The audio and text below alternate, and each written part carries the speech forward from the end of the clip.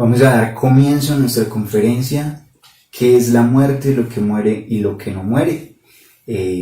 Saludos Catalina que nos acompañas hoy, mi nombre es Jonathan y bueno.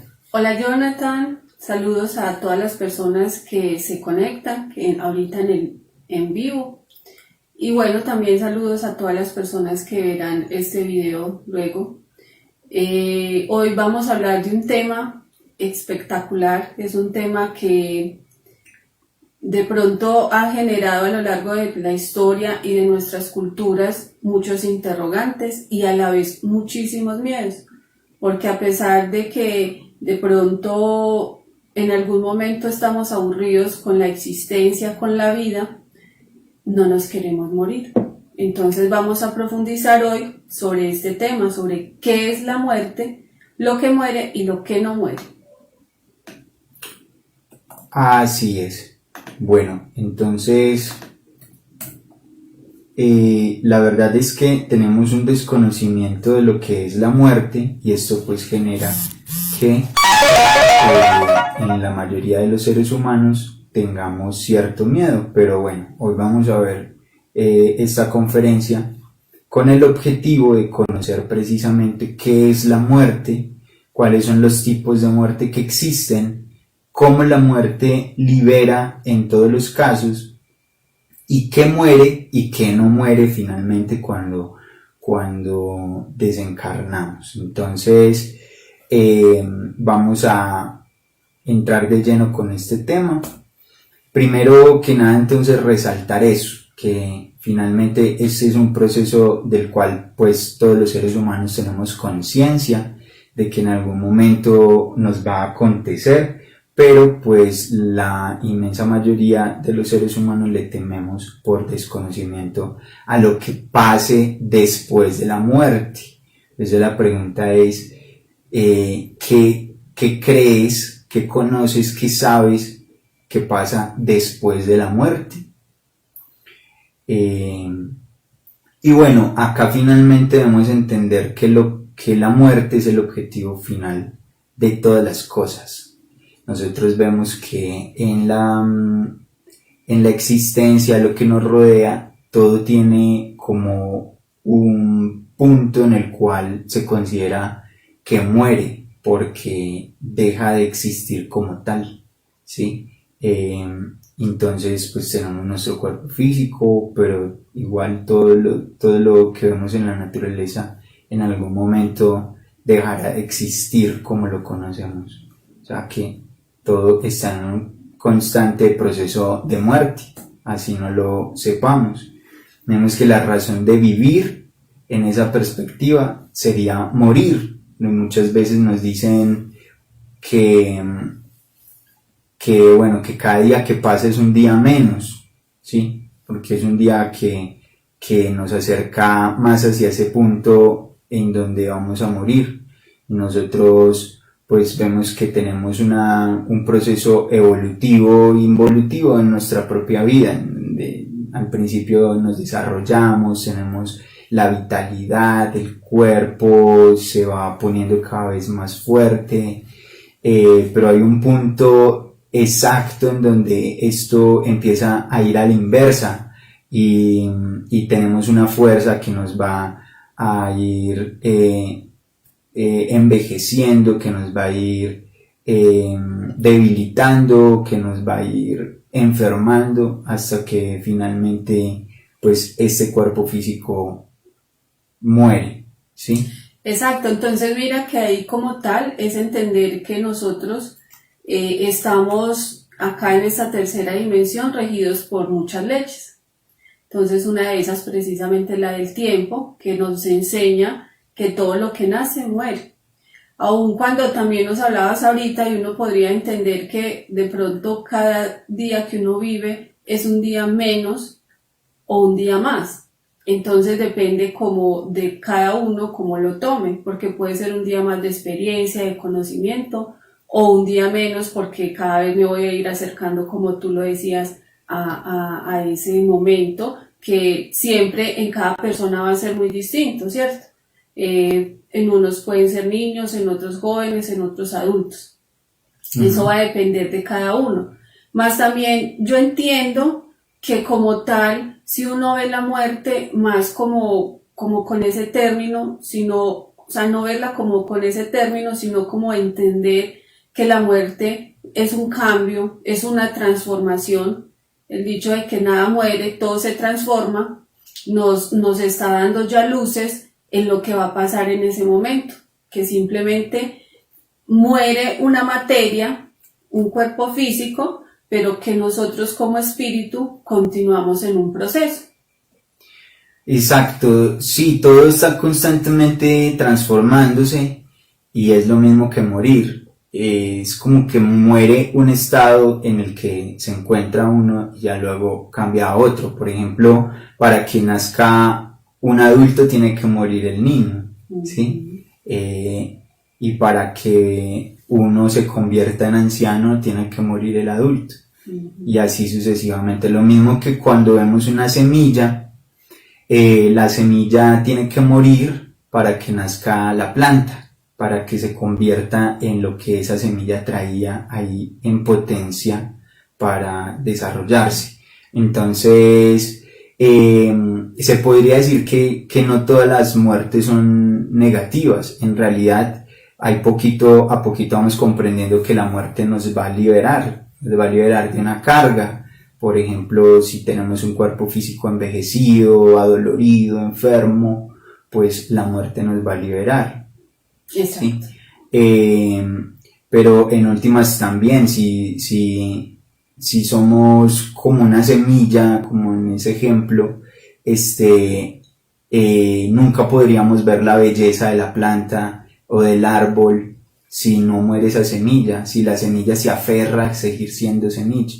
Algo similar pasa en nosotros. Debemos dejar atrás muchas cosas para poder desarrollar el potencial que tenemos.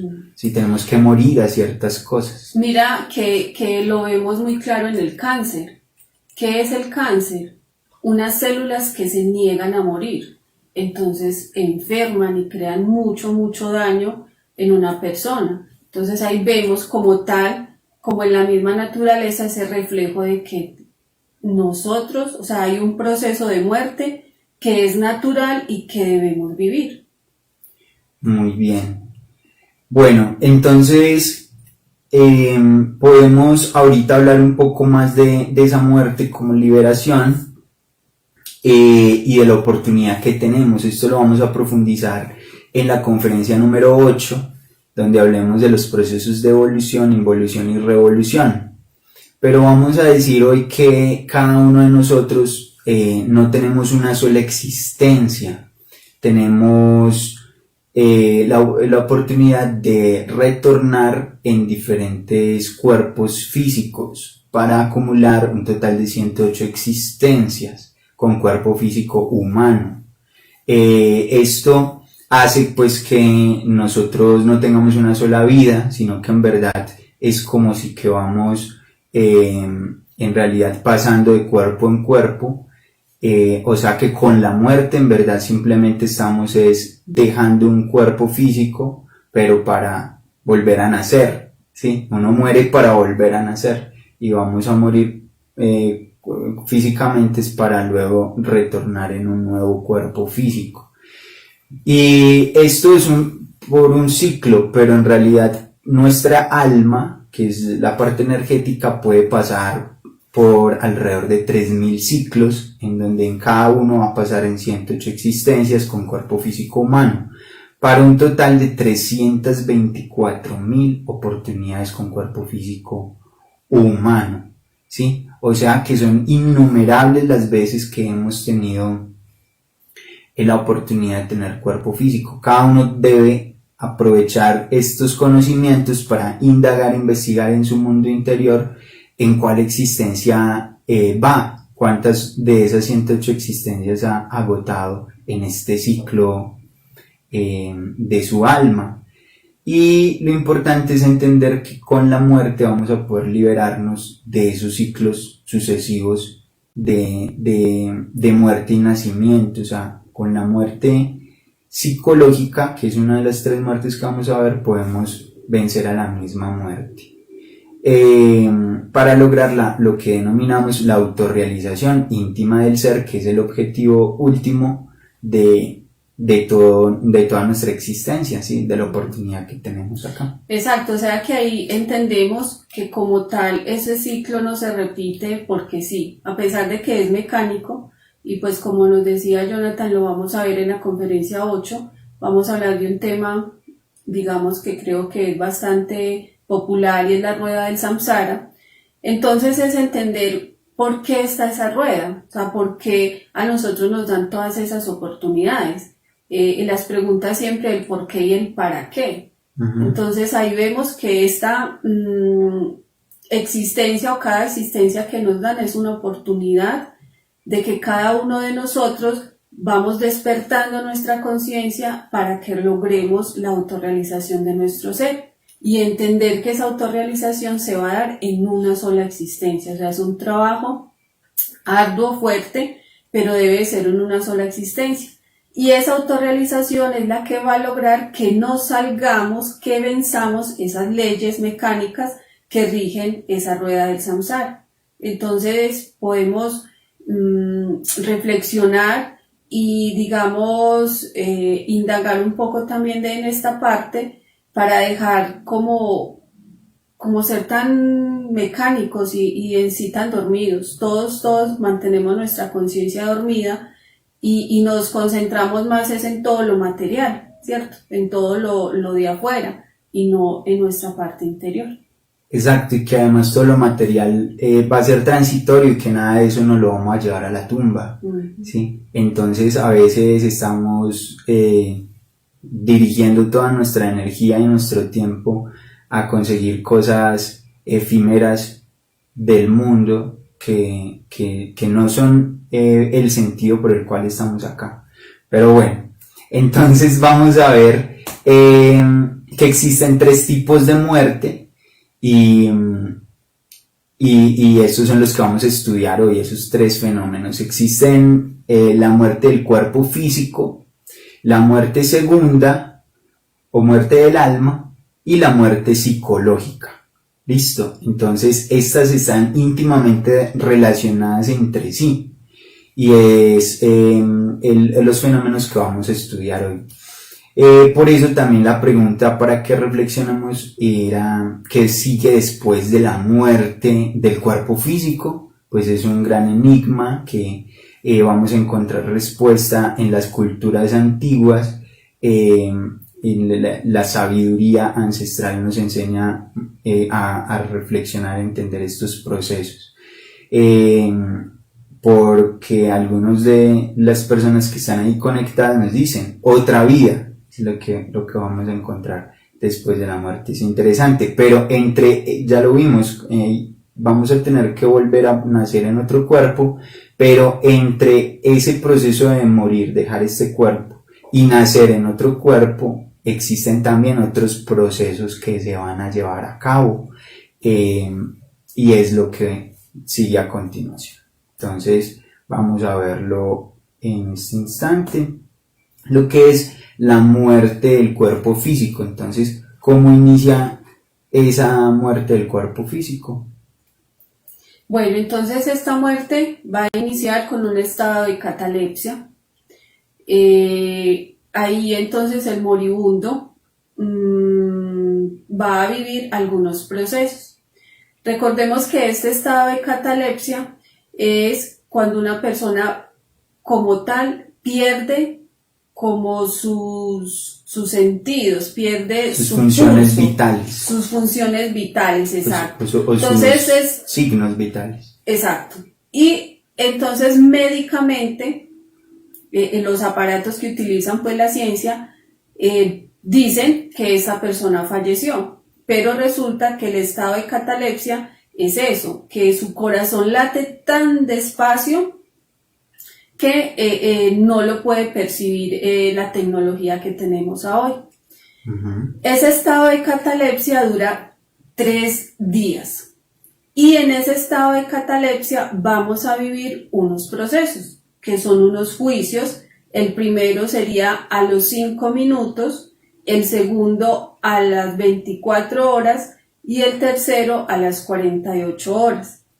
Bueno. Por eso la importancia de que no crememos y no le hagamos, ¿cómo se llama? La autopsia a nuestros muertos. O sea, permitámosles que ellos vivan este proceso porque puede que tengan derecho a continuar en esta existencia. Bueno, ahí hay dos cosas interesantes. Una es la catalepsia como tal, no es algo exclusivo de las personas cuando desencarnan, sino que de hecho hay personas que han sufrido o tenido estos episodios de catalepsia en cualquier momento, ¿sí? O que sufren regularmente de ataques de catalepsia. Bueno, es una condición. Y bien lo saben que médicamente prácticamente es muy difícil de decidir si está vivo o muerto.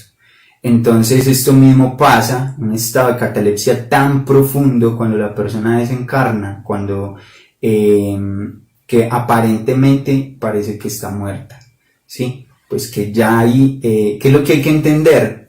Que una persona muera en sí es que su alma y su espíritu lo abandonen para siempre, abandonan para siempre el cuerpo físico, pero resulta que nuestro cuerpo físico está atado, está conectado con nuestra alma y con nuestro espíritu por un cordón energético, por un cordón que le han llamado el cordón de plata, y es un cordón que solo el ángel de la muerte puede cortar, o sea, solo es posible que en el momento en que ya definitivamente se deba cortar, pues la naturaleza hace ese mismo proceso, mientras no está esa desconexión por completo, ¿sí? Uh-huh. Es casi que como cuando uno también se va a dormir, pues pareciera que el cuerpo físico ya quedó inactivo, no se puede uno tener conciencia ni movimiento de él, pero obviamente mantiene sus signos vitales mucho más activos. Sin embargo, pues nosotros seguimos conectados al cuerpo físico. Bueno, entonces en este estado de catalepsia muchas personas las han enterrado vivas. Hay muchos testimonios a lo largo de la historia de personas que las entierran porque piensan que están muertas, pero simplemente que están en ese estado de catalepsia viviendo los procesos que vamos a nombrar a continuación, y lastimosamente pues luego a veces les ha tocado despertar cuando ya están enterradas, ¿sí? Y es algo bastante traumático. Luego que se entierran por algún motivo, sacan el cuerpo del ataúd, ven que estaba rasguñado, que hubo pues esa cara de terror, se movió, etcétera, ¿sí? En algunas culturas se les enterraba, incluso se les ponía una campanita por si la persona no está del todo enterrada, muerta. Y de hecho, pues con lo que acaba de decir Catalina, este es el origen de lo que conocemos como la velación, que es una tradición que se ha mantenido hasta nuestros tiempos y que muchas veces ni siquiera sabemos por qué la hacemos. Pareciera que simplemente es por ir a despedir al difunto, pero en realidad tenía ese sentido profundo, y es esperar, por eso era velación, era velar al desencarnado, esperando a ver si salía de su estado de catalepsia o no, si retornaba acá y se manifestaba de nuevo. A veces lo que pasa también en ese proceso son los miedos y digamos como todo lo que mueve la sociedad, de que como que el muertico, esa persona que está en ese proceso, se nos convierte en un encarte, y pues también por todo nuestro yo de llanto, del apego, del dolor, nos sumergimos en eso y nos olvidamos de esa persona, de ese proceso que ese ser debe estar viviendo. Exactamente, sí. Bueno, entonces, muy importante entender esos procesos. Entonces, habíamos hablado de que los primeros 5 minutos se da un primer juicio. Vamos a entender la palabra juicio porque a veces tenemos una connotación negativa de esto, es como que hay el juicio final, o nos van a castigar, o que va a ser algo, pues, no sé, tenemos unos miedos ahí también. Como eso mismo que creemos que significa el juicio, que es señalar, ¿cierto? Como que nos señalan, nos culpan. Aquí vamos a entender el juicio como más bien un examen de conciencia y un examen al alma, ¿sí? Se va a analizar el alma porque en últimas es al alma la que va a pasar estos procesos. ¿Listo? Entonces, esos primeros 5 minutos es una retrospección consciente. Generalmente hemos escuchado las experiencias cercanas a la muerte que han tenido algunas personas, ven un túnel y ven una luz al final del túnel y se empiezan a dejar ir por allí y empiezan a pasarle todos los recuerdos vívidos de su existencia, algo muy detallado, y empiezan a darse cuenta incluso de toda su existencia en un corto periodo de tiempo. Y cuando, si tienen la oportunidad de que se suspenda ese juicio, en algún momento retornan acá, lo reviven a veces artificialmente, le retornan sus signos vitales, entonces se suspende ese juicio, pero la persona llegó con una perspectiva distinta de su vida, porque es un shock de su conciencia. Exacto, es un shock que le dice, uy, espere, yo estaba desperdiciando mi vida, no estoy valorando lo que tengo, no estoy valorando a mis seres queridos, a mí mismo, entonces viene como con otro impulso para hacer las cosas mejor. Ahí ¿sí? También hay que tener en cuenta de que esa retrospección, devolver ese cassette de nuestra vida, tiene también un gran objetivo y es compararlo precisamente con ese objetivo que traíamos para esta existencia. Nosotros no venimos acá desprogramados ni a ver qué hacemos, no. Todos traemos lo que en algunas partes llaman una misión, ¿cierto? Y eso es lo que va a pasar ahí. Entonces van a devolver a ver qué hicimos en nuestra existencia y cuál era el real objetivo. Ese es el trabajo en este juicio de los primeros 5 minutos. Listo. Entonces, bueno, esto se da de manera pues como autoconsciente, la conciencia es la que se va a dar cuenta y esto tiene un sentido y es que quedemos ya listos para los siguientes 2 juicios. Porque digamos, si uno no sabe lo que hizo o lo que no hizo o lo que hizo mal o lo que hizo bien, entonces luego pues no va a poder tampoco entender bien el resto de los exámenes que se hacen, ¿cierto? Exacto. Mire que si a nosotros hoy tratáramos de hacer esa retrospección, vamos a encontrar cosas muy someras y de pronto muchas cosas que decimos, no, yo no me acuerdo. Entonces, por el contrario, ahí sí es una retrospección consciente donde vamos a ver cada error y también cada acción buena que nosotros hacemos. Listo. Al segundo juicio vendría a ser como en esas 24 horas siguientes aproximadamente ante los señores de la ley divina. Aquí vamos a entender que existe una justicia divina, unos seres que ocupan unas jerarquías a nivel cósmico y están encargados en este caso de hacer este tipo de examen a nuestra alma, de llamar a esa alma y empezar a medirla, a pesarla, ¿sí? ¿Qué es lo que van a medir? ¿Qué es lo que hemos dicho en la primera conferencia? Que nuestra alma está condicionada por nuestros defectos, que nuestra energía que debería ser libre y consciente está atrapada y que cada defecto roba un porcentaje de energía. Entonces, defectos sabemos que son todas nuestras formas de ser, de pensar, de actuar, de sentir, y cada una de ellas pues tiene un peso atómico particular, ¿sí? Son como si fueran elementos psíquicos que a nivel energético se están pesando, ¿sí? Tienen un peso psicológico particular. Entonces, ejemplo de esto podría ser imaginar nuestra alma como una bolsa repleta de canicas de cristal, y cada canica es de distintos tamaños y entonces lo que van a empezar a hacer los señores de la ley divina es empezar a contar cuántas canicas hay, sí, porque nuestra alma debería ser integrada, pero está fraccionada.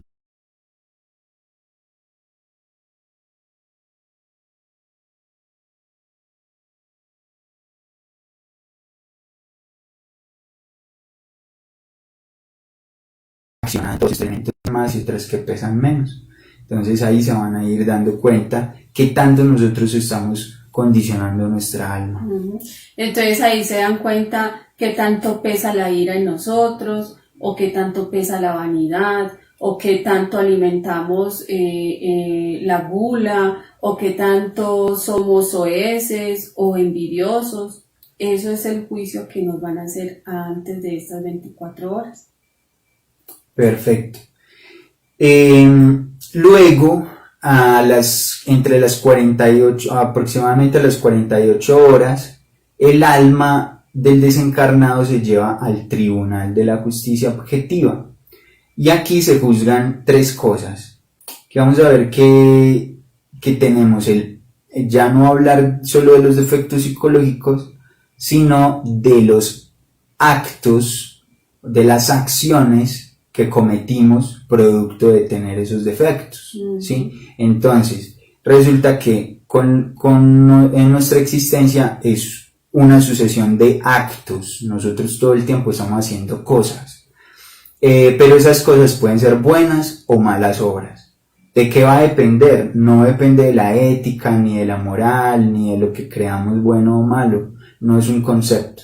Es algo objetivo, por eso es el Tribunal de la Justicia Objetiva. Ellos evalúan si esta obra tuvo un componente como los bueno. Efectos. Exacto, como si tuvo un efecto bueno para la armonía, para el equilibrio cósmico, o si tuvo un efecto negativo, si causó daño, hirió a otras personas, generó karma.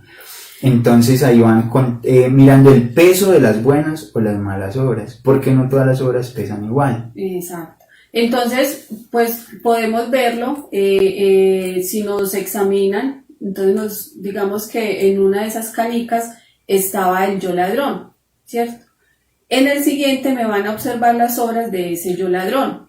Entonces yo pude haber robado porque tenía hambre, porque la necesidad, no tenía que comer en casa.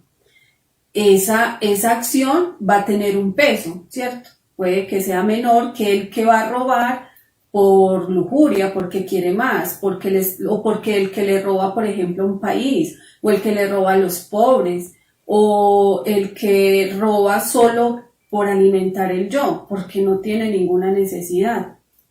Ahí es donde nos vamos a dar cuenta que esos efectos son distintos.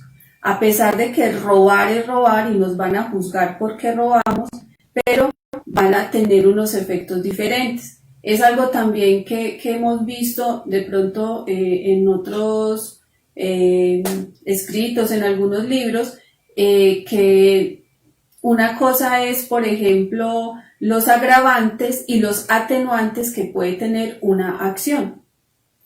Bien, y también miran el número de veces que se manifestó, porque hay defectos que tal vez puedan tener mucho peso, pero se manifiestan pocas veces en la vida, u otros que tengan muy poco peso, pero se repitieron durante toda la existencia. Exacto. Entonces esto está generando un efecto. Todo esto lo van a medir, y algo que también van a medir, y es muy interesante, es la medida del fuego en la columna vertebral. Esta medida del fuego se refiere a las personas que han hecho un trabajo con su energía sexual y la han transmutado. Sabemos que ese va a ser uno de los pilares fundamentales, es el pilar del arte que vimos en la conferencia anterior, y que vamos a ver con más profundidad en la conferencia número 10, los 7 cuerpos. Pero pues la persona que ha hecho un trabajo de transmutación energética, pues esa persona digamos que va a actuar como una especie de atenuante también en el momento de presentar este juicio, va a tener un efecto también. Listo. La medida en el fuego, como les dije, es el Kundalini subiendo por la columna vertebral. ¿Cuántas vértebras subió? Si avanzó o no avanzó respecto a la existencia anterior. Exacto. Entonces, una persona que sube la medida de su fuego es una persona que sabe que en la existencia vinimos fue a trabajar en ese despertar, ¿cierto? En esa autorrealización, y utiliza esos 3 pilares de la revolución de la conciencia. Muere psicológicamente, nace espiritualmente, que es esta práctica del suprasexo, y se sacrifica por la humanidad. Perfecto.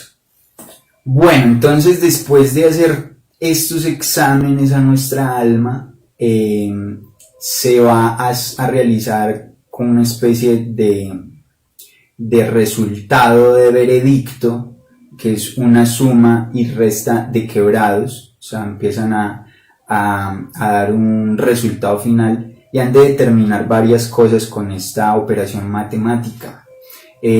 Una es el karma que esta alma soportará en su próxima existencia. Entonces el karma ya viene predefinido desde antes de uno nacer. El karma viene a ser todas las deudas, todos los compromisos, todas las consecuencias que tiene que asumir el alma en la siguiente existencia, producto de las acciones que ha cometido en otras existencias, hasta 7 anteriores. ¿Esto qué quiere decir? Que finalmente, pues esto no es un castigo, en realidad es como la oportunidad de aprender. ¿Sí? Si la persona fue una persona que cometió cierto error, ¿sí? Luego le hacen pagar una consecuencia en la siguiente existencia. ¿Para qué? Para que aprenda de ese error y no lo vuelva a cometer. Así debería ser todo. Por eso, entendiendo que la vida es una escuela, que todo lo que nos pasa tiene algo que enseñarnos, y que esto lo sabe tanto la ley divina, que precisamente usa la misma ley para eso, para que yo era muy egoísta, en la próxima existencia me ayuden a ser menos egoísta, a dar más, a amar más. Yo era muy violento, me ganaba el yo de la ira todo el tiempo. Me ponen a trabajar esa parte. Era muy ladrón, entonces ahora me ponen a trabajar la honradez. Así es que funciona. Exacto, o que me roben a mí, o que me maltraten a mí, me violenten a mí. Y uno dice, pero qué pesar, tan injusto esta persona, ¿por qué le pasarán esas cosas? Y simplemente es porque en algún momento también las hizo, y ahorita está, digamos, por karma, viviendo el lado contrario para poder aprender. Porque no es lo mismo cuando uno hace algo que cuando se lo hacen a uno. Se lo hace. Ajá. Listo. Y también lo segundo que va a haber este veredicto es el diseño electropsíquico de la nueva personalidad. Que eso lo que quiere decir es simplemente que cada uno también tiene prediseñada una personalidad. Cuando venimos y empezamos a desarrollarnos en los primeros 7 años, esa personalidad se va formando a partir del entorno, pero con base en un diseño psíquico, energético, que ya cada uno de nosotros trae en el alma, exacto, impreso en el alma. Y ahí vemos que como tal ese trabajo de esa personalidad es algo también que vamos a aprender más adelante, pero ese trabajo es dejar o no actuar algunos yoes. Entonces yo puedo venir con una personalidad muy amorosa, entonces precisamente no me deja que actúen muchos yoes de ira. Y eso es por ese mismo trabajo que tenemos que hacer en nuestro interior. Perfecto. Listo. Entonces, una vez ya esto quedó definido, resulta que aquí pueden pasar varios eventos. Veamos aquí en se abren varias oportunidades, varias opciones. Veamos que cada uno de nosotros pues tenemos, como dijimos, un cordón energético que nos ata al cuerpo físico. Entonces, pues digamos, esta persona quedó en estado de catalepsia, está ahí moribunda y las personas lo están velando. Pues si tienen la oportunidad van a pasar este tiempo y se están realizando estos juicios. Aquí lo que pasa es que en los jerarcas de la ley divina, una vez ya determinan el juicio, entonces mandan o no a cortar el cordón de plata. Digamos, le encomiendan esto al ángel de la muerte, que con el rayo de la muerte pues cortaría en los siguientes 24 horas esta conexión. Entonces se va debilitando, debilitando, debilitando hasta que por fin termina desconectándose por completo ese cuerpo de su alma y de su espíritu. Pero esto necesita la autorización de la Madre Divina particular de ese ser, ¿sí? Si la Madre Divina no autoriza, entonces esa alma deberá regresar a su cuerpo físico antes de esas 72 horas. Y ahí es donde vemos que inclusive habiéndole hecho estos juicios, puede actuar la misericordia de su propio ser y regresarle con la intención de que la persona, pues después de estos shocks de conciencia, pueda vivir otras experiencias y tal vez cambiar el rumbo de su vida. Exacto. También entonces vemos que puede que eso se suspenda en algún otro momento, o sea, como hablábamos ahorita, a los 5 minutos después de ese juicio puede que se suspenda y ese ser vuelva a su cuerpo físico, o después del segundo juicio, o sea que puede pasar en cualquier momento antes de esas 72 horas. Y otra cosa que puede pasar es que estos juicios ya se hayan dado antes de que el desencarnado muera. ¿Por qué? Porque, digamos, hay veces que hay accidentes que son fatales, en donde el cuerpo físico queda completamente destrozado, ¿sí? Donde no habría posibilidad de que un alma regrese a ese cuerpo. Es imposible. El cuerpo no podría albergar esa vida más. Generalmente esos episodios ocurren entonces cuando ya se ha juzgado a la persona y se le ha determinado que definitivamente pues va a morir. Esto se lo podrían incluso avisar, y hay personas incluso que presienten, porque es como que uno vive tan dormido, pero hay una parte consciente, una chispita divina que le dice por allá adentro, ya pasó, ya aquí no hay nada que hacer, ¿cierto? Y ya está el juicio hecho internamente. O se lo avisan en un sueño. Sí, también lo va a visitar el ángel de la muerte a decirle, ya esto queda listo. Bueno, de todas maneras, una vez que digamos el ángel de la muerte actúa y corta el cordón de plata, entonces ¿qué pasa con esa alma? Ya ese cuerpo quedó ahí, pero ¿qué pasa con esa alma? Pues depende. Hay 3 opciones. Si ya ha terminado sus 108 existencias, si ya no existe más posibilidad de que regrese a un cuerpo físico porque ya agotó sus oportunidades, entonces esta persona, esta alma debe entrar en involución a la muerte segunda, de la cual vamos a hablar enseguida. Si no ha agotado esas 108 existencias, entonces hay 2 opciones ahí. Una, que no haya trabajado con su fuego sagrado, no haya subido su kundalini. Entonces esa persona esperará en una región que se llama el limbo. Es una región en donde está haciendo continuas retrospecciones, pero está dormida su conciencia, y de hecho a veces piensa que todavía está viva, repite las mismas acciones, sigue apegado a sus seres queridos, y está esa alma como ahí en el limbo, ¿sí? Y otra opción es que haya trabajado con su fuego sagrado, entonces la Madre Divina de ese ser le va a acompañar y van a subir a regiones, dimensiones superiores que se le llaman los cielos, y allí va a recibir un impulso, una fuerza, una sabiduría de parte de su propio ser, para que luego cuando ingrese ya a otro nuevo cuerpo físico, pues tenga esa fuerza para esta vez hacer un mejor trabajo. ¿Listo? Súper.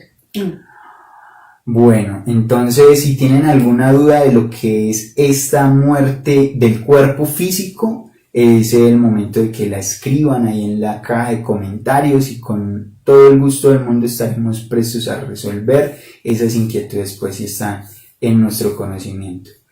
Ahorita vamos a entrar a mirar lo que es la muerte segunda, que fue el caso que dijimos anteriormente, ¿sí? Si la persona ya agotó sus 108 existencias, resulta que entra a la muerte segunda o muerte del alma.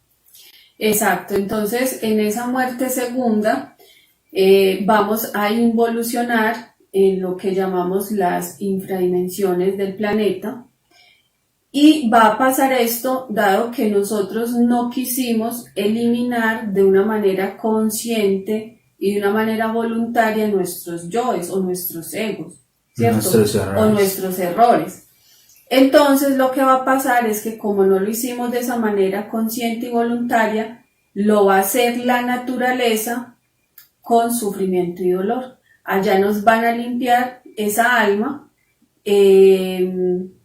nos van a limpiar de todos esos errores, y como tal acá muere esa alma. Por eso se llama la muerte segunda, porque muere el alma en ese momento. Ya luego de que muere esa alma, como vimos ahorita, nos van a dar otra alma y entraríamos nuevamente en un proceso de evolución. Vamos a pasar por los reinos mineral, vegetal, animal, volvemos al reino humano y volveríamos a tener 108 oportunidades para lograr la autorrealización. Bueno, pero ese proceso lo veremos más adelante en la conferencia número 8. Sí.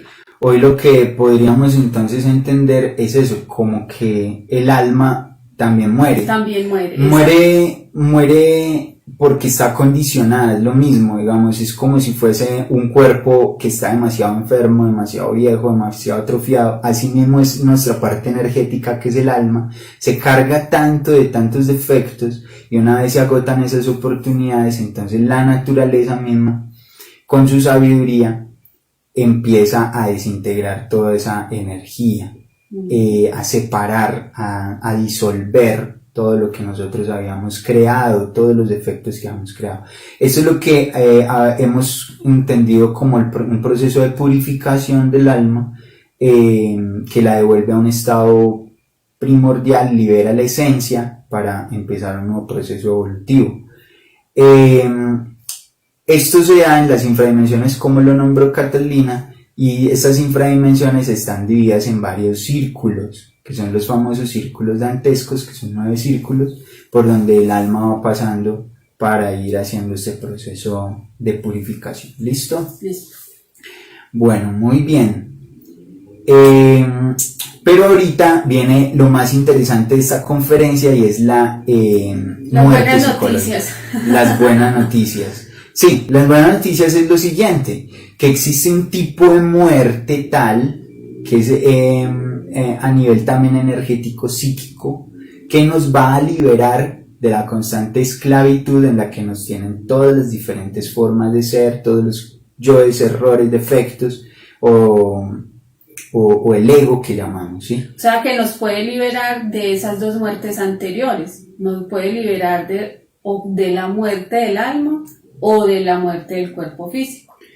Sí, o sea, que entendamos que a nosotros qué es lo que nos hace envejecer, o qué es lo que nos hace enfermar incluso, y hasta finalmente morir, perder nuestro cuerpo físico. Lo que nos hace eso es el uso que nosotros hacemos de nuestro cuerpo, la manera en que nosotros manejamos nuestras funciones del alma, que poco a poco van deteriorando el cuerpo. Si nosotros logramos eliminar el ego, la pesadez en nosotros, entonces nuestro cuerpo se rejuvenecería en vez de degenerarse, ¿sí? Escaparíamos de esa ley que nos conduce a la muerte. Y lo mismo con el alma. Si nosotros liberamos esa alma, el alma lo que hace es entrar en un estado superior, en donde no va a tener que pasar a involución, no va a tener que ir a la muerte segunda, ¿sí? Entonces, interesante cómo nosotros aquí y ahora tenemos la oportunidad de liberarnos por completo de la muerte con la misma muerte.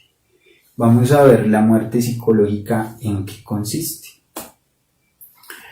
Cada uno de nosotros tenemos en nuestra alma una serie de defectos psicológicos, y cada defecto, como lo dije, que lo podemos ilustrar como si fuesen pequeños diablitos, cada uno tiene en su interior atrapado una pequeña porción de nuestra conciencia, que vendría a ser como la luz que hay ahí adentro. O como una virtud. como una virtud. Entonces podríamos nombrar el yo de la codicia, el yo del orgullo, de la gula, de la envidia, de la ira, la lujuria y la pereza, que son como las 7 cabezas de legión del ego. Cada una está atrapando esa conciencia, pero nosotros podemos, desintegrando el defecto, liberar esa conciencia para integrarla con nuestra conciencia que ya está libre, ¿cierto? Ese es el proceso que debemos realizar, pero no nos enfrentamos directamente e inicialmente con estos 7 pecados o errores capitales, sino que vamos a empezar a ir eliminando todo lo que se nos mueve a diario, ¿sí?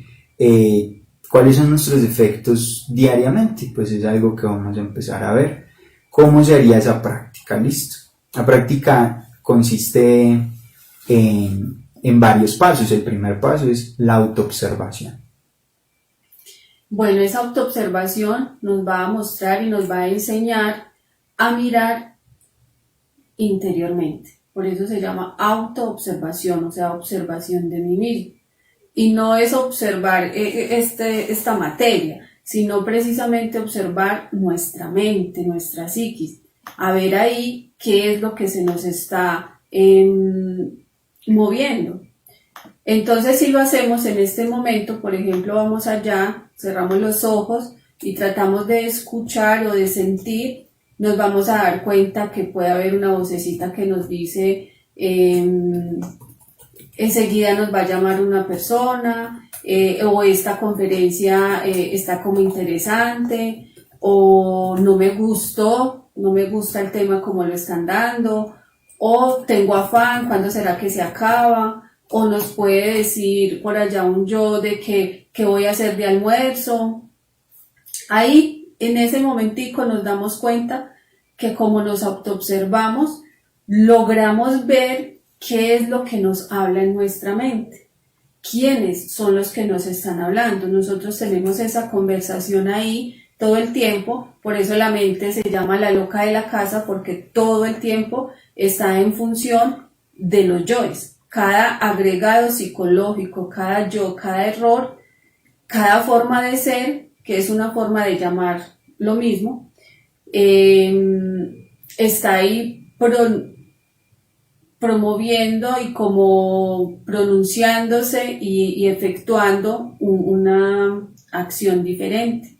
Exacto, por eso cuando nos autoobservemos debemos dirigirlo sobre todo a 3 aspectos: los deseos, las emociones y los pensamientos. Pues esos son como las manifestaciones del ego. El ego va a tomar poder o a tomar control de nuestros pensamientos, de nuestras emociones y de nuestros deseos. Autoobservarse es darse cuenta en el instante en que se va a manifestar, se está manifestando, ¿sí? Y verlo como si no fuésemos nosotros, porque estamos acostumbrados a identificarnos con el deseo. Yo estoy deseando esto, y resulta que no. Si yo me autoobservo me doy cuenta, es una fuerza dentro de mí que está deseando algo, pero yo la estoy viendo, o sea, yo soy el observador, ¿sí? Y el ego es el observado. Hay que ser capaz de diferenciar quién verdaderamente soy yo. Generalmente estamos creyendo que somos el ego, ¿sí? Pero nosotros somos la conciencia detrás del ego, ¿sí? Entonces, bueno, ahí nos empezamos a autoobservar y vemos determinado detalle. Lo segundo que debemos hacer es enjuiciarlo, o sea, hacer lo que normalmente harían los señores de la ley divina, ¿cierto? Examinar, medir, pesar, darse cuenta por qué está ahí, ¿cierto? Es interesante. Y lo mismo, los por qué y los para qué. Entonces, este yo que encontré, los celos, encontré por medio de la autoobservación que estoy en una reunión y tengo celos porque alguien se le está acercando a mi pareja, le está hablando, le está coqueteando. Entonces, listo, identifiqué que tengo celos. Entonces, le pregunto al yo, ¿por qué? O sea, ¿por qué tengo celos? Entonces va a decir, ¿no? Porque tengo desconfianza de mi pareja, que de pronto se deje arrastrar por esa situación. ¿Para qué tengo celos? Porque para sentirme segura, para sentir que no voy a perder, o para sentirme, o porque me siento propietaria de ese ser que está ahí. Entonces, cuando nosotros encontramos esos por qué y esos para qué, nos vamos a dar cuenta que el ego es egoísta, ¿cierto? Que solo piensa en sí mismo. Y cuando entonces encontramos todas esas respuestas, vamos a ir muriendo también a esos detallitos. Mire que ahí vimos, fuera de que vimos los celos, entonces encontramos la duda, la desconfianza, encontramos el yo propietario, el yo que se cree dueño de esa persona. A eso también, esos detallitos también los puedo eliminar. El miedo a perder. El miedo a perder. Y hay una cosa, y es que ahí nos damos cuenta de que todo eso son egos, ¿cierto? Entonces, una de las principales preguntas que nos podemos hacer en ese momento es si esto es un yo, es un ego o es de la conciencia. Siempre que sea y nos demos cuenta que es un yo, debe morir. Entonces, si debe morir, pasaríamos a ese tercer paso. Exacto. La comprensión, el juicio es para comprender, y comprender es que debe morir. Entonces suplicamos ya en el siguiente paso, suplicamos a nuestra Madre Divina. Aquí es importante entender que nuestra Madre Divina es la parte de nuestro ser que actúa como el amor dentro de nosotros, y es un amor que libera. Entonces ponemos esa fuerza del amor de nuestra Madre interna para que desintegre ese defecto, ¿sí? Acudimos, apelamos a esa conciencia superior para que desintegre o nos libere de ese defecto que se va a manifestar en el momento. Entonces, ese es el proceso que está pasando ahí, es un proceso también de transformación, por eso es muerte, pero lo que fácilmente se expresa es una plegaria que hacemos de esta forma: Madre Divina, elimíname este yo. Madre Divina, elimíname este yo. Con simplemente esa plegaria, si lo hemos hecho después de haber comprendido, después de haber autoobservado, inmediatamente ese defecto desaparece, se va, ¿sí? Entonces, si sentíamos celos y yo empecé y autoobservé, uy, es que estos celos se me están manifestando así, así, así, ¿por qué? ¿Para qué? Esto debe ser un yo. Esto no es de mi conciencia. Madre mía, elimíname este yo. Inmediatamente vamos a sentir la diferencia. Vamos a sentir liberación, ¿sí? Nos libera esa carga, esos celos que nos tenían sufriendo, porque además todo el ego se relaciona con mucho sufrimiento o con mucho placer, pero de una manera superficial e inconsciente. Pues aquí, al liberarnos, volvemos otra vez como al estado de conciencia, ¿sí? Y fuera de eso vamos a ir nutriendo nuestro espíritu, porque vamos liberando muchísima conciencia con esta práctica, ¿sí? Lo normal es que durante el día nosotros nos dejemos llevar de todos nuestros defectos, pero si empezamos a practicar la muerte psicológica de instante en instante, pues entonces vamos a ver cómo se va a liberar una gran cantidad de conciencia, porque vamos a estar mucho más atentos a todo lo que se nos mueve interna y externamente. Hay algo muy interesante, y es que este sentido, que es el primero que vimos de la autoobservación, es algo que vamos a ir desarrollando poco a poco, porque es un sentido que tenemos atrofiado en este momento, porque le hemos dado mucho gusto al ego, pero a medida que lo vamos usando, se va desatrofiando. Entonces poco a poco esa autoobservación y esa eliminación se va a dar cada vez mucho mejor. Podemos iniciar viendo 1, 2 o 3 defectos en el día, y luego a las semanas, al mes, podemos estar viendo 10, luego 20, luego 30, luego 50. Y en algún momento podemos llegar a pensar, no, es que yo cada que me observo siento como que soy más malo, como que tengo más defectos. Y no es que seas más malo, sino que estás precisamente fortaleciendo ese sentido, entonces estás agudizando esa autoobservación y vas a ver muchos más defectos, o sea que vas a poder despertar muchísima más conciencia. Sí, bueno, entonces veamos esto como con un ejemplo, porque yo sé que algunas personas no han logrado autoobservar, y al principio va a ser muy difícil como lo decíamos, pero bueno, los ejemplos nos ayudan a ilustrar un poco esto, ¿cierto? Entonces, acá hay un ejemplo, por ejemplo, digamos que yo voy por la calle y veo a una hermosa chica. Entonces, esta simple impresión que me da esa persona va a generar inmediatamente una reacción en mi mundo interior. Vamos a ver en la siguiente dos conferencias, en la conferencia 4, sobre unos diferentes centros energéticos que nosotros manejamos. Pero básicamente sería, voy a empezar a sentir una sensación inconfundible a nivel sexual, a nivel de mis órganos sexuales. Si me autoobservo va a haber una reacción allí en mis órganos sexuales. Voy a autoobservar también una cierta atracción, una fuerza de atracción hacia esa chica.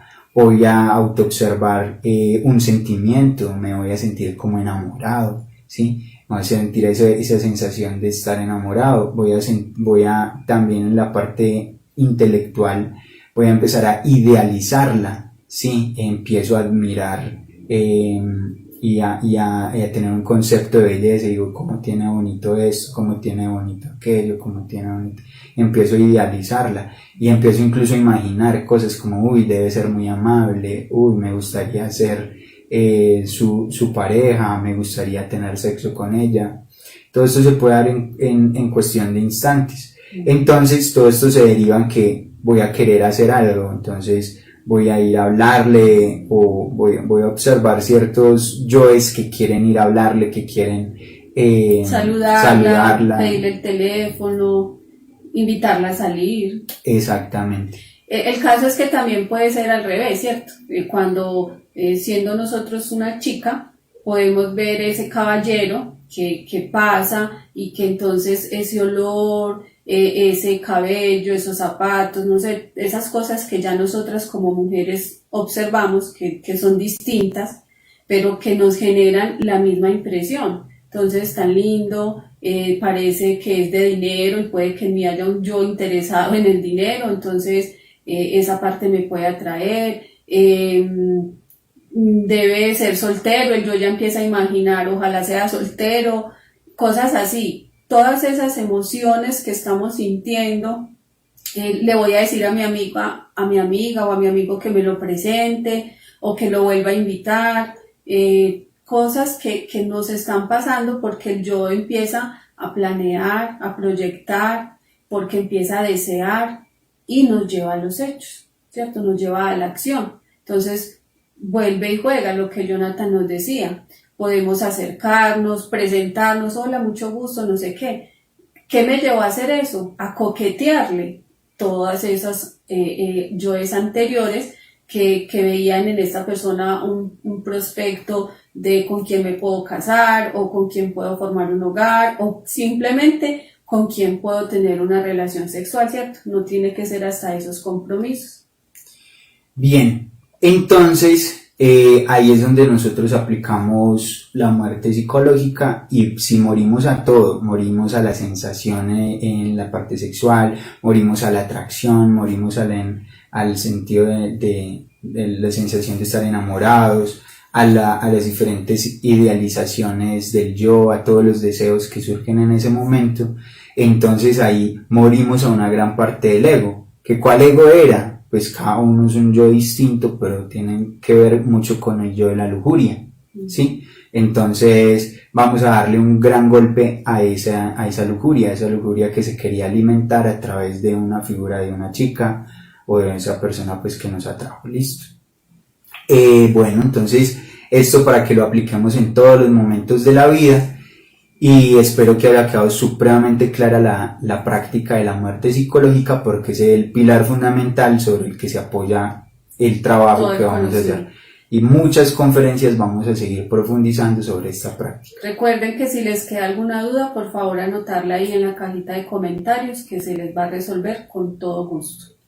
Bien, entonces ahorita vamos a pasar para finalizar la conferencia a ver qué es lo que muere y lo que no muere de cuando muere el cuerpo, o sea, cuando muere el cuerpo físico, ¿cierto? Cuando la persona fallece, qué es lo que muere y qué es lo que no muere. Bueno, entonces muere precisamente el cuerpo físico, ¿cierto? Ya lo vimos, ese cuerpo se desconecta del alma, del espíritu, como es materia, esa materia muere, que ya vimos también que como tal se transforma, ¿cierto? También va a morir el fondo vital, o sea, como lo que le da vida a este cuerpo físico. Y va a morir, aunque se demora un poco más, es más lento en morir, pero también va a morir la personalidad. Esas son las tres cosas que mueren. Vamos a entender la personalidad en la conferencia número 15, pero también pues dejémoslo como que es un vehículo también energético compuesto de los yoes que más se manifestaron durante la existencia. Entonces, digamos, pensemos en cualquier persona o pensemos en cada uno de nosotros. Bueno, ¿cuáles son los rasgos más importantes que me definen? Lo que la gente ve de mí, la imagen que tienen de mí. O a veces lo que llamamos el carácter también. El carácter, exacto. Entonces, hacen parte como de esa personalidad que va a quedar ahí rondando, como una fuerza energética que quiere seguir haciendo las mismas cosas. Es más o menos lo que llamamos los fantasmas de las personas. Ay, se apareció fulanito en la finca porque a él le gustaba mucho ir a esa finca, o por allá se escuchó moviendo libros porque le encantaba leer, y es por eso, porque es esa fuerza energética que todavía está ahí rondando y es un residuo de la actividad psíquica de la persona. Hay algo también que podemos hablar ahí, y es que esa personalidad va a morir más rápido si nosotros dejáramos de recordarla. Cuando nosotros recordamos mucho a alguien que desencarnó, estamos alimentando la personalidad de ese desencarnado. Entonces esa personalidad se va a demorar mucho más tiempo en morir, pero muere, ¿cierto? En el tiempo. Hay dos cosas que no mueren. Entonces lo que no va a morir es el ego. Esos yoes, esos condicionamientos que nosotros tenemos no mueren, y por eso no los pasan de una existencia a la otra. Otra forma de a veces llamarlo es que es nuestra envoltura seminal. Entonces esa pasa de una existencia a la otra. O sabemos que también podría morir en la muerte segunda, pero entonces ahí ya sería, o sea, mejor dicho, con el ego puede pasar como las dos cosas. Muere si nosotros lo eliminamos, como con la muerte psicológica, ¿cierto? Ahí va muriendo. Si no, pasa a la otra existencia. Y si de existencia en existencia pasa y no hacemos un trabajo sobre nosotros mismos, entonces ese ego va a morir en esa muerte segunda que vimos, ¿cierto? Cuando va a ir a esas infradimensiones o a esos infiernos, allá se va a eliminar todo el ego. Pero hay algo que nunca muere. Y eso que nunca muere es nuestro espíritu, nuestra esencia. Esa siempre va a pasar, es inmortal, ¿cierto? Es lo único real y verdadero nuestro. Jamás muere porque es la parte divina de cada uno. Entonces es lo que verdaderamente somos. El resto, sinceramente, es simplemente transitorio, es una experiencia que vivimos, la experiencia de este cuerpo, la experiencia de esta personalidad, la experiencia de todos nuestros defectos, pero ellos van a morir tarde o temprano. La idea es que nosotros podamos liberar nuestra esencia, nuestra conciencia de una vez. Entonces, no creernos esos defectos y darles muerte mediante la muerte psicológica nos va a ayudar a que no tengamos que esperar a una involución en las infradimensiones, sino que podamos de una vez liberar toda nuestra esencia para la inmortalidad de nuestra alma, ¿cierto? O sea, para poder en sí trascender finalmente, porque si no, pues igual vamos a seguir anclados y atados a esos condicionamientos hasta la involución. Bueno, entonces esto era lo que les queríamos compartir hoy. Finalmente sabemos que se nace, ahora podemos concluir, se nace para morir y se muere para nacer. Y como tal, la muerte transforma ¿cómo es? Libera Libera en todas sus... en todos los casos. Ujú. En todos los casos, ¿sí? Siempre nos va a liberar de algo. Entonces, aprovechamos la herramienta de la muerte psicológica para liberarnos de nuestros sufrimientos, dolores, tristezas, rencores, rabias, vacíos, etcétera, que todo eso no es de nuestro ser. Eso no es lo que somos. ¿Listo? Ujú. Bueno, y entonces ahí queda para hacerle la invitación a la siguiente conferencia el lunes a las 11 de la mañana para la conferencia número 3, el desdoblamiento astral. Claro, un tema también supremamente atractivo que seguramente nos va a ayudar muchísimo y del cual vamos a aprender mucho. Entonces, a todos ustedes, muchísimas gracias por haberse conectado a esta transmisión, por haber estado con nosotros, y sigan pues atentos a los diferentes videos que van a encontrar de este curso. Pues son 50 conferencias teórico-prácticas para el despertar de la conciencia. Entonces, muchísimas gracias. Hay una pregunta que queremos responder. Nos preguntan qué pasa si el ser humano se murió y no se despidió de alguno de los hijos. Está interesante la pregunta. Bueno, yo siento que eso puede ser que ese ser escogió de esa manera. Muchos, como por nuestros apegos, no sé si han notado una persona cuando está en ese proceso moribundo, o sea, cuando esa persona hasta en el hospital nos dice, no, hasta que fallece, pero si todos estamos ahí alrededor, esa persona le va a costar desapegarse e irse. Mientras si por el contrario, a veces lo dejamos solito, va a poder hacer ese proceso de desprenderse mucho más fácil. Cuando es algo así, ¿cierto? Que de pronto es algo que se sabe con tiempo. Si es de pronto una muerte repentina, ahí sí pues está como esa la explicación. O sea, que no pudo despedirse porque pues fue algo repentino. Yo siento que eso depende mucho como de ese ser que está viviendo ese proceso, que como que escoge el despedirse o no. Vale, de todas maneras nosotros podemos, con la herramienta que vamos a encontrar a continuación, la siguiente conferencia, el desdoblamiento astral, ir directamente a conversar, a conectarnos, a interactuar con esa esencia.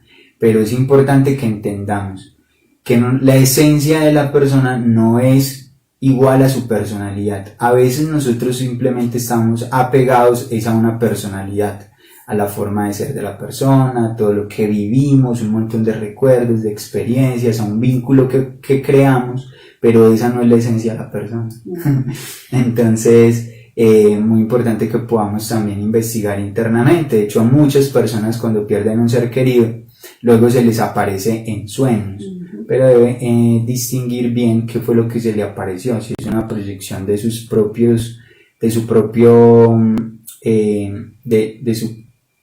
concepción, de su concepto de esa persona en su mundo interior, o si fue verdaderamente su personalidad o su esencia. Hay otra cosa que de pronto le puede servir a la personita que hace la pregunta, y es que si alguien no se despidió, nosotros podemos hacer ese trabajo por medio de la meditación. Entrar en meditación, tratar de conectarnos energéticamente con esa persona, agradecerle, pedirle perdón o perdonarlo y decirle que lo dejamos ir, que continúe su proceso y que nosotros continuaremos el nuestro. También es un gran y un bonito proceso porque todo es energía y a esa alma, si tiene derecho a otras existencias, le va a llegar toda esa energía y vamos a lograr liberar ahí muchos pesos, sobre todo de culpas, sobre todo de apegos que quedan a veces inconclusos. Así es. Bueno, entonces ya vamos a hablar Vamos a hablar desde el doblamiento astral y cómo se realiza en la próxima conferencia. Y de la meditación también vamos a esta meditación reflexiva a aprender de ella en la conferencia número 22. Entonces a todos ustedes muchas gracias y muy atentos para nuestras próximas conferencias. Hasta pronto. Hasta luego.